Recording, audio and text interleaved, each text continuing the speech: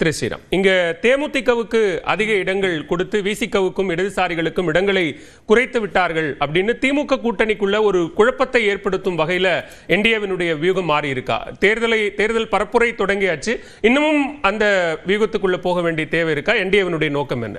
3 வருஷமா திமுகவின் கூட்டணியின் நோக்கம் என்னவாக இருந்தது? அதிமுக பாஜகவை குழப்புவதற்காக 3 வருஷமா பண்ணாங்களே, இது உண்மையை தானே சொல்லியிருக்காங்க. போன 10 வருஷமா கூட இருந்த கூட்டணியில காங்கிரஸ் தேமுதிகவை விட இருந்த கூட்டணி கட்சிகள் அனைத்து கட்சிகளும் அதிகமான வாக்கு வங்கியை 2021 வச்சிருக்காங்க. உங்களுக்கு நம்பர்ஸ்னா படிக்க முடியும். வெறும் 0.43 வாக்கு வங்கியை 2 லட்சம் ஓட்டு வாங்கிய தேமுதிகவுக்கு நீங்க 10 சீட்டு கொடுத்துட்டு மிச்சம் எல்லாருடைய சீட்டும் குறைச்சிட்டு நீங்க இங்க வந்து விசுவாசம் முக்கியம் இல்ல, இங்க என்ன வார்த்தை ஜாலத்துல என்ன வேணா வச்சு பண்ணலாம். அங்க இவர்கள் எல்லாம் ஏன் இருக்கிறார்கள் என்றால் அவர்களால் அழுத்தத்தில் அவர்கள் அங்கே இருக்கிறார்கள். அப்படிதான் நாங்க பாக்குறோம்.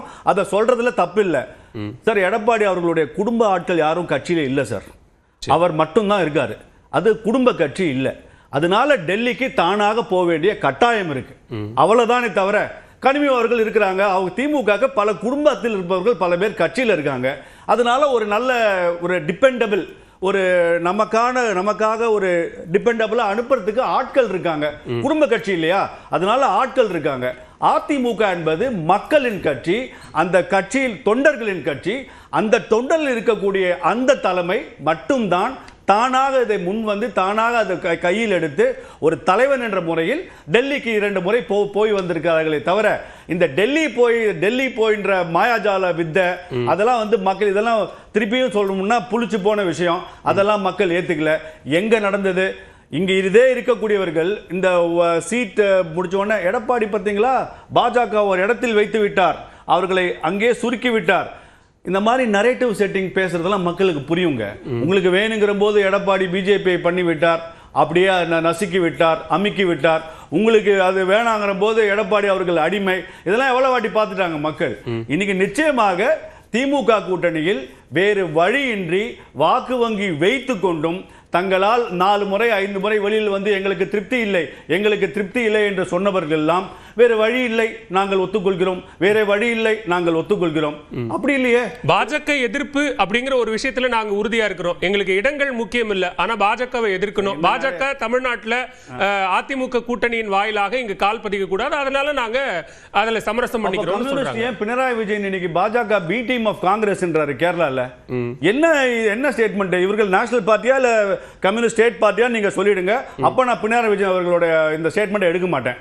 கம்யூனிஸ்ட் நேஷனல் பார்ட்டியா இருந்தா ஒரு ஸ்டேட்ல பினராயி விஜயன் வந்து காங்கிரஸ் பாஜக பி டீம், இங்க வந்தா நாங்க பாஜக உள்ள விட மாட்டோம், நாங்க எல்லாரும் சேர்ந்து. பாஜகவுக்கே மாநில வாரியா கொள்கை இடங்கள் மாறுறது இல்லையா சார்? பாஜகவுக்கே ஒரு மாநிலங்களுக்கு ஏத்த மாதிரி கூட்டணிகளோ கொள்கைகளோ மாறுறது இல்லையா? அந்த ஸ்டேட்டுக்கு ஏத்த மாதிரியான ஒரு பாலிடிக்ஸ் பண்றது இல்லையா பிஜேபி? அப்படித்தானே ஒரே எல்லா கட்சியிலும் சேர்ந்து ஒரே கம்யூனிஸ்ட் கட்சி ஒரே காங்கிரஸுடன் ஒரே இடத்துல நாங்க கூட்டணி பிரதர்ஸ்ன்றதும் அதே காங்கிரஸ் பி டீம்ன்றதும் அது எங்க பண்ணிருக்காங்க நீங்க சொல்லுங்க. ஒரு ஸ்டேட்டுக்கான வியூகம் கரெக்ட், ஒரு ஸ்டேட்டுக்கான இது கரெக்ட். கூடவே இருந்தேன் ஒரு மாநிலத்தில் நாங்கள் பி டீம்னையும் இன்னொரு மாநிலத்தில் நாங்கள் தோழமையும் எங்களுக்கு ஒற்றை நோக்கு பிஜேபின்னு சொல்றதெல்லாம் டிராமான்றது தான் என் பாயிண்ட். ஆகையினால இங்க வந்து ஏன் வேல்முருகன் என்னாச்சு? திரு வாழ்வுரிமை கட்சி வேல்முருகன் அவர் இன்னைக்கு வெளில வந்து என்ன சொன்னாரு? எங்களுக்கு என்ன உரிமை இருக்கு, எங்களுக்கு என்ன உரிமை இருந்தது முதலமைச்சர் என்பதை என்னால் பார்க்க முடியவில்லை. நான் எதெல்லாம் இந்த என்னுடைய தொகுதிக்கு சொல்லணும் அதெல்லாம் என்னால் செய்ய முடியவில்லை. என்னை பார்த்து நகைக்கிறார்கள். துரைமுருகன் அவர்கள் நகைத்தார். இன்னைக்கு அவர் பேட்டி கொடுத்திருக்காரு. ஏன் கமலஹாசன் அவர்கள் ஏன் இன்னைக்கு சீட்டு வேணான்னு போயிட்டாரு? கௌரவமா ஏன்னா கொஞ்சமாவது கௌரவம் பார்க்குறாரு, அது வந்து வரவேற்கத்தக்கது. சூரியன்ல நிக்கணும்னு சொன்னா இதெல்லாம் தான் ஜனநாயக கட்சிங்களா? எடப்பாடி அவர்களை நீங்க எல்லாரும் தான் கேட்டீங்க, நீங்க எல்லாம் தான் கேட்டீங்க எந்த சிம்பல் இருப்பாங்கன்னு. அந்தந்த கட்சிகள் அவர்களுடைய விரும்பிய சின்னத்தில் நிக்கலாம். இங்கே நான் வந்து எதையும் நான் இன்சிஸ்ட் பண்ண மாட்டேன்னு. இதெல்லாம் நீங்க விட்டுருவீங்க. திமுக சூப்பர் கூட்டணி, நாங்க 10 வருஷம் ஜெல்லான கூட்டணி. கரெக்டா கேட்டாரு அக்னி. எங்க அந்த ராகுல் காந்தி ஜெல்லு எங்க போச்சு? வந்துருவாரா இப்ப அதிமுக கூட்டணியில எந்த குழப்பமும் எந்த அதிருப்திகளும் வரலையா? வந்து இங்க கேம்பெயின் பண்ணுவாரா? இப்ப ஸ்கெட்யூல் இருக்கா? ஸ்கெட்யூல் இருக்கா? இல்ல சார், ஷெட்யூல் வரட்டும். இல்ல கேள்வி என்னன்னா வந்தவங்க என்றல்ல. இல்ல ஒரு கேள்வி இல்ல, நீங்க சொல்லுங்க. நான் கேள்வி கேட்கிறேன். சொல்லுங்க. 2ஆம் தேதி திமுக தலைமை பரப்புரையை திருவாரூர்ல ஆரம்பிக்க போகுது. ராகுல் காந்தி வருவாரா? ராகுல் காந்தி திமுகவுக்கு தானே பரப்புரை பண்ண போறாரு. அவர் வந்து பண்ணட்டும் இல்ல பண்ணாம போட்டோம், அது அவங்க பிரச்சனை. கேள்வி உங்க கேள்வி எனக்கு தெளிவா கேள்விகளை என்டிஏ கூட்டணி பத்தி கேக்குறீங்களே, ஏன் திமுக கூட்டணி பத்தி ஸ்ரீராம் கிட்ட நான் என்ன கேள்வி கேட்க முடியுமோ அதுதானே கேட்கணும். இல்ல இந்த கடினமான நீங்கள் உங்களுக்கு இவ்வளவு குறுக்கு கேள்வி எங்களை கேக்குற நீங்க எல்லார்கிட்டயும் நான் கேட்டுட்டேன்.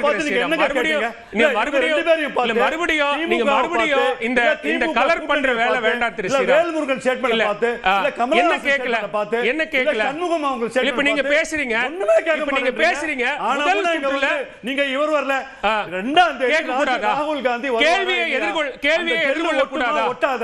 ஒட்டாத ஜெல்லு 60 வருஷமா இப்ப நான் அக்னீஸ்வரன் கிட்ட கேட்டதே தான் நான் உங்ககிட்ட கேக்குறேன் ஸ்ரீராம். 60 வருஷமா ராகுல் காந்தி வந்துட்டா உங்களுக்கு போதுமா? தமிழ்நாட்டுல ஆளாத காங்கிரஸ், நாட்டை 3 வாட்டி ஆளாத காங்கிரஸ், 4% வச்சிருக்கிற காங்கிரஸ் தமிழ்நாட்டுக்கு நீங்க 28 சீட்டு கொடுத்துட்டு நீங்க என்னமோ சாதிச்சுட்டாங்க. ஏன் மத்தியில ஆளும் பாஜக 27 சீட்டு வாங்கிட்டீங்க? இது கேலி கூத்து. மத்தியில சப்போர்ட் பண்றாங்க பாத்தீங்களா சார்? மத்தியில மக்கள் பாத்துப்பாங்க. மத்தியில ஆளும் பாஜக ஏன் 27 சீட்டு வாங்கிக்கிச்சு? அப்ப அது ஆளும் கட்சியாச்சே மத்தியில ஏன் 27 சீட்டு வாங்கிச்சு? பாஜக பாத்துக்குங்க.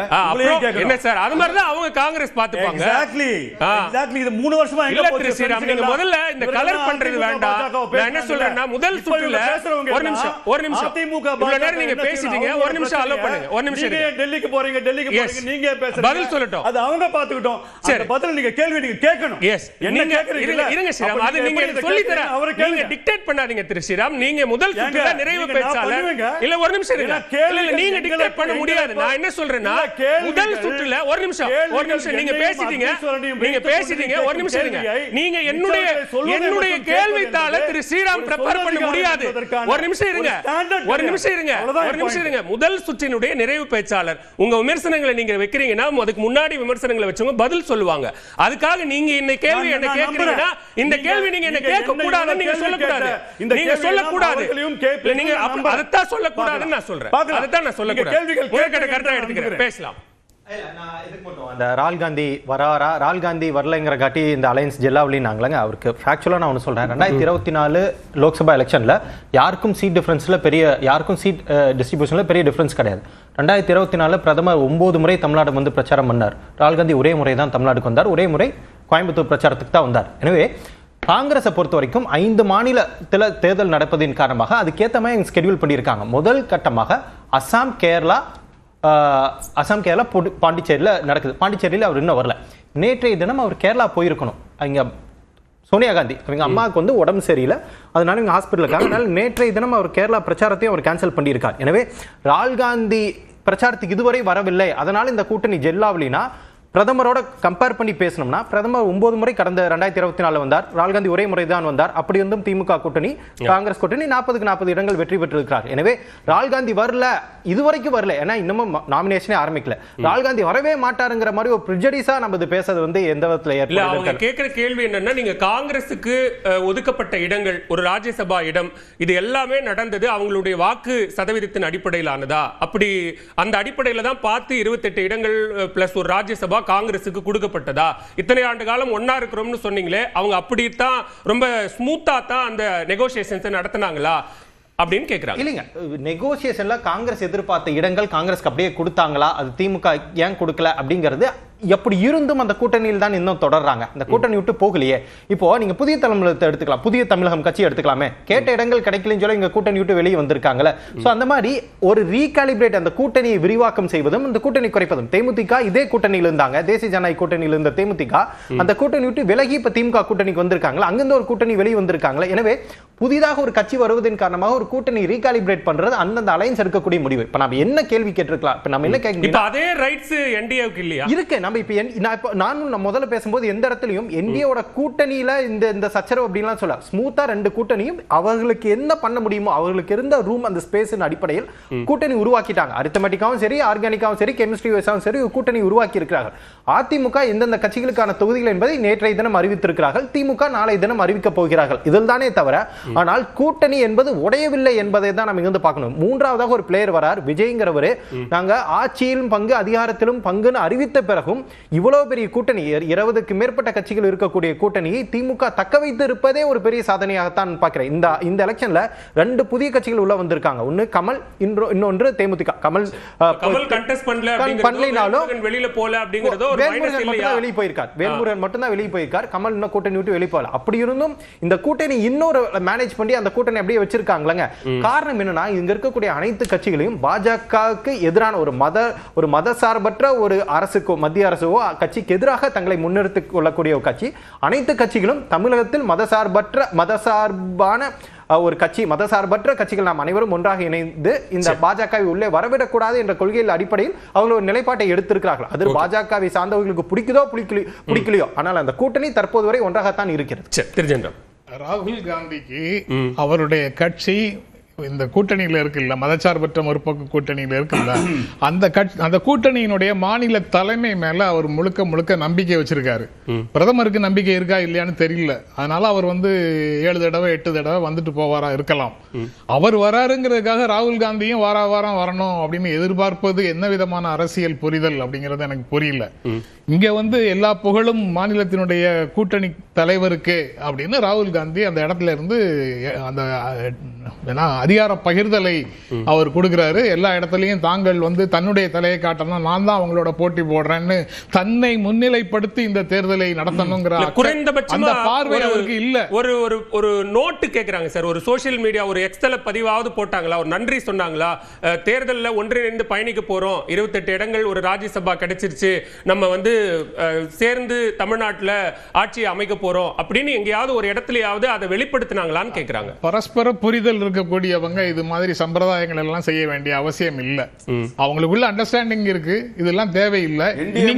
நீங்க எக்ஸ்தலத்துல பதிவு எதுவும் போடல, எக்ஸ்தலத்துல பதிவு போடலங்கிறதுக்காக ஸ்டாலினை அவர் திட்டுறாரா இல்ல ராகுல இவர் திட்டுறாரா? அவங்களுக்குள்ள அந்த அண்டர்ஸ்டாண்டிங் இல்ல. எதற்காக அதெல்லாம்? அதாவது அரசியலை ரொம்ப கீழே இறக்கி சாதாரண சம்பிரதாய நடைமுறைக்குள்ள சுருக்கிறதுக்கு முயற்சி பண்றது எந்த விதத்திலையும் சரியான நடைமுறை இல்ல. இப்ப அந்த மாதிரி ஒரு நடைமுறையை திரு எடப்பாடி பழனிசாமி டெல்லி போறதை நீங்க ஏன் அப்படி ஒரு மிகைப்படுத்தலுக்கான ஒரு நடைமுறையா பாக்குறீங்கன்னு கேக்குறாங்க. அதிமுகங்கிற ஒரு கட்சியில திரு எடப்பாடி பழனிசாமி சுப்பீரியரா இருந்தாலும் அவர் தான் ஒரு லேமன் பொசிஷன்ல இருந்தும் அந்த கட்சியை பாதுகாக்கக்கூடிய ஒருத்தரா இருக்கிறாரு அப்படின்னு ஸ்ரீராம் சொல்றாரு. சுப்பீரியர்னு எங்க சொல்லியிருக்கீங்க? அவர் சுப்பீரியர்னு எங்க சொல்லியிருக்கீங்க? இந்த தேர்தல் பிரதமருடைய தலைமையில தேர்தல் நடக்குது. தேசிய ஜனநாயக கூட்டணி தேர்தல் இது. தேசிய ஜனநாயக கூட்டணி ஆட்சி அமைக்கும் அப்படின்னு இங்க பேசினவங்க பிஎம் மேடையில பேசினவங்களே இல்லையா?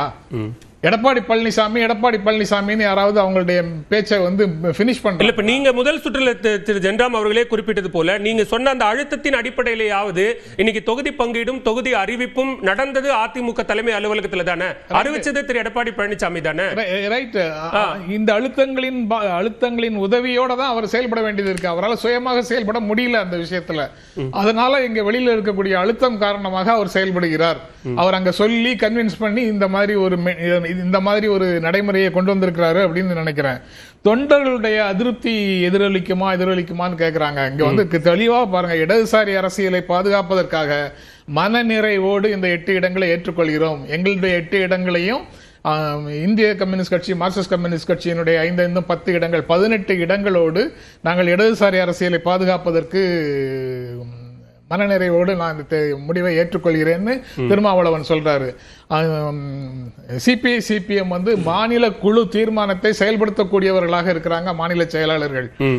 அவங்க மாநில குழுக்கு 2 கட்சிகளிலேயும் மாநில குழு 5 இடங்கள்ங்கிறத இறுதியாக ஏற்றுக்கொண்டதற்கு பிறகுதான் அவங்க அறிவாலயத்துல அதை ஏற்றுக்கொண்டு போறாங்க. அவங்க அந்த மாநில குழு கூட்டத்துல 100 விதமாக அங்க இருக்கக்கூடியவங்க பேசலாம், மோதலாம், சண்டை போடலாம். ஆனா மாநில குழு தீர்மானம்னு ஒன்று நிறைவேற்றி விட்டால் அந்த தீர்மானத்தின்படி செயல்படுவது அந்த 2 கட்சிகளுடைய பண்பு. ஒரு கேள்வி முக்கியமானதா இருக்கு, தொண்டர்களுக்கு திருப்தி இல்லாம போகுது, அதனால அவங்க களத்துல வந்து வேலை செய்ய மாட்டாங்கிறதெல்லாம் அப்படி வேலை செய்யாம அவங்க இருக்கணுங்கிறதுக்காக கொளுத்தி போடுறவங்க செய்யற வேலை. ஒரு கேள்வி அவர் எழுப்புறாரு என்னன்னா, நீங்க பாஜக எதிர்ப்பு தான் இங்க இருக்கக்கூடிய எல்லா கட்சிகளுக்கும் பிரதானமான ஒரு நோக்கம் அப்படின்னா, பக்கத்து ஸ்டேட்டான கேரளாவில் காங்கிரஸையே நீங்க பாஜகவினுடைய பி டீம் அப்படின்னு சொல்லும் போது காங்கிரஸ் கூட்டணியில வச்சுக்கிட்டு இடதுசாரிகள் எல்லாம் சேர்ந்து பிஜேபி எதிர்ப்போம்ங்கிறது எந்த வகையில சரியா இருக்கும்னு கேட்கிறாரு. கேரள அரசியல்ல அவங்க செய்யறாங்க. இப்ப புதுச்சேரி அரசியல்ல கூட தான் வந்து ஃப்ரெண்ட்லி ஃபைட்னு சொல்லி 5 தொகுதிகளில் திமுகவும் காங்கிரஸும் தனித்தனியாக நிக்குது. காங்கிரஸ் தன்னுடைய வேட்பாளர்களை வாபஸ் வாங்கிக்கல உடன்பாட்டின்படி. அதற்கு என்ன சரி நடக்கட்டும் அப்படின்னு சொல்லி தான் அதை விட்டுருக்காங்க.